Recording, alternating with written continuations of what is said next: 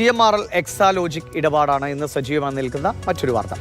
ഈ ഇടപാടിൽ അന്വേഷണം ആവശ്യപ്പെട്ടുകൊണ്ടുള്ള ഹർജിയിൽ മുഖ്യമന്ത്രിക്കും മകൾക്കും ഹൈക്കോടതി നോട്ടീസ് അയച്ചു. ഇൻകം ടാക്സ് സെറ്റിൽമെന്റ് ബോർഡ് റിപ്പോർട്ടിൽ ഉൾപ്പെട്ടിട്ടുള്ള മുഴുവൻ പേരുടെയും വിവരങ്ങൾ കൈമാറാനാണ് കേന്ദ്ര സർക്കാരിന് കോടതി നിർദ്ദേശവും നൽകിയിരിക്കുന്നത്. അതേസമയം മുഖ്യമന്ത്രിയുടെ മകൾ വീണയ്ക്ക് ആശ്വാസമാകുന്ന ഒരു നടപടി ഇന്ന് കോടതിയിൽ നിന്നുണ്ടായി. അത് SFIO റിപ്പോർട്ടിൽ കുറ്റം ചുമത്തിയതിലെ തുടർ നടപടികൾ 2 മാസത്തേക്ക് ഹൈക്കോടതി തടഞ്ഞതാണ് ഈ ആശ്വാസത്തിൻ്റെ കാരണം. ഇനി കോടതിയിൽ നിന്ന് അതായത് നോട്ടീസ് വരുന്നു, അതോടൊപ്പം തന്നെ ഈ തുടർ നടപടികൾ തടയുകയും ചെയ്യുന്നു. അത് ആശ്വാസത്തിൻ്റെ കാര്യമാണെങ്കിൽ എങ്ങനെയാണ് ഈ കേസിൻ്റെ മുന്നോട്ടുള്ള നടപടികൾ എന്ന് കൊച്ചിയിൽ നിന്ന് ബിനിൽ വിശദമാണ്. CMRLന്റെ വിവാദ പണമിടപാടുമായി ബന്ധപ്പെട്ട് 2 പ്രധാനപ്പെട്ട ഇടപെടലുകളാണ് ഇന്ന് ഹൈക്കോടതിയുടെ ഭാഗത്തു നിന്ന് വന്നത്. ഒന്ന്, CMRL എക്സാലോജിക് ഇടപാടിൽ മുഖ്യമന്ത്രിക്കും മകൾക്കുമെതിരെ CBI അന്വേഷണം ആവശ്യപ്പെട്ടുള്ള ഹർജിയായിരുന്നു. മാധ്യമപ്രവർത്തകനായ MR അജയനാണ് ഈ ഹർജി നൽകിയത്. ഈ ഹർജി പരിഗണിച്ച ഹൈക്കോടതി ഡിവിഷൻ ബെഞ്ച് എതിർകക്ഷികൾക്കെല്ലാം നോട്ടീസ് അയച്ചിരിക്കുകയാണ്.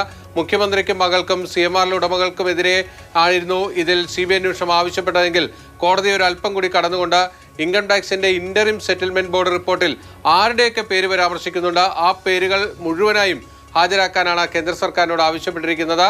അതായത് ആ റിപ്പോർട്ടിൽ പരാമർശിക്കുന്ന മുഴുവൻ രാഷ്ട്രീയ നേതാക്കളുടെയും വിവരങ്ങൾ ഹൈക്കോടതിയുടെ മുന്നിലേക്ക് എത്തുന്നു എന്നതാണ് ഇതിൻ്റെ സാരാംശം.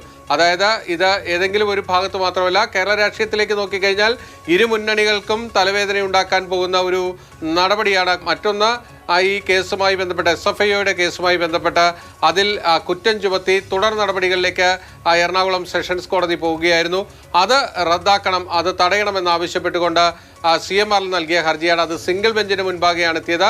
അവർ ഒരു നിയമപ്രശ്നമാണ് മുന്നോട്ട് വെച്ചത്. അതായത് തങ്ങളെ കേൾക്കാതെയാണ് കുറ്റം ചുമത്തി മുന്നോട്ട് പോയത്. അതായത് പുതിയ BNSS പ്രകാരം ചെയ്യാൻ കഴിയാത്തൊരു നടപടിയാണ്. അതുകൊണ്ട് തന്നെ ആ തുടർ നടപടികളെല്ലാം റദ്ദാക്കണമെന്നതായിരുന്നു അവരുടെ ആവശ്യം. അതിൽ കോടതി ഒരു ഇടക്കാല ഉത്തരവ് നൽകിയിരിക്കുകയാണ്. തൽസ്ഥിതി തുടരാനാണ് ജസ്റ്റിസ് TR രവി ഉത്തരവിട്ടിരിക്കുന്നത്. അതായത് 2 മാസത്തേക്ക് ഒരു തുടർ നടപടിയും ഇനി ആ കേസിൽ ഉണ്ടാകാൻ കഴിയില്ല. ഇനി വേനലവധിക്ക് ശേഷം ഹൈക്കോടതി തുറന്നു കഴിഞ്ഞാൽ മാത്രമായിരിക്കും ഈ CMRLന്റെ ഹർജിയിൽ വിശദമായി വാദം കേൾക്കുക. അതുവരെ SFIO റിപ്പോർട്ടിൽ ഒരു നടപടിയും ഇനി മുന്നോട്ട് പോകാൻ കഴിയില്ല.